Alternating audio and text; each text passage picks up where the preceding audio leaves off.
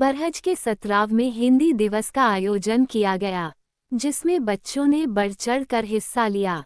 मानसी सिंह, कुमारी अनुष्का, शिवानी सिंह, साहिल, शुभम, साक्षी जायसवाल, निधि, काजल यादव, संजरी खातून, शबाना, इशिका सिंह, सिद्धि, प्रियंका, अंश यादव, चुलबुली, आशीष, अंकुश, अंकित, संजीत आदि लोग ने बढ़ चढ़ कर हिस्सा लिया।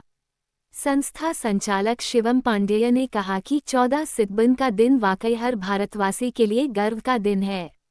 ये पूरे देश को एक रखने वाली भाषा हिंदी का दिन है। सांस्कृतिक विविधताओं से भरे देश भारत में हिंदी दिवस के दिन की अहमियत बहुत ज़्यादा है। हिंदी ही है तो अलग अलग क्षेत्रों की लोगों के दिलों की दूरियों को मिटाती है और सभी को एकता के सूत्र में बांधे रखती है। हिंदी केवल हमारी मातृभाषा ही नहीं बल्कि यह राष्ट्रीय अस्मिता और गौरव का प्रतीक है।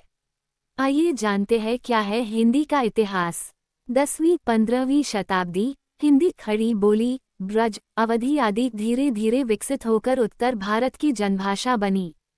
16वीं-18वीं शताब्दी, तुलसीदास, सूरदास, कबीर, रहीम, मीरा जैसे कवियों ने हिंदी साहित्य को ऊंचाई दी। 1800 फोर्ट विलियम कॉलेज कोलकाता में हिंदी को शिक्षा और प्रशासन की भाषा के रूप में प्रोत्साहन मिला।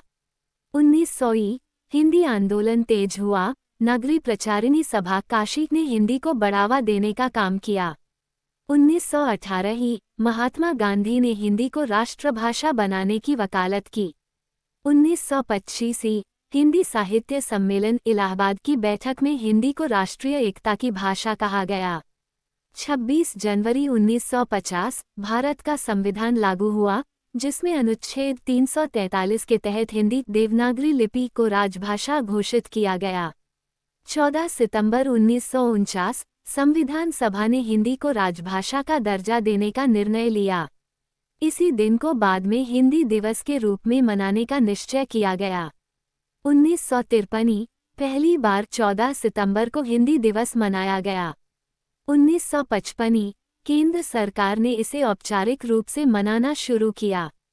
1975 पहले विश्व हिंदी सम्मेलन का आयोजन नागपुर, भारत में हुआ। 1999 संयुक्त राष्ट्र ने 10 जनवरी को विश्व हिंदी दिवस वर्ल्ड हिंदी डे के रूप में मान्यता दी।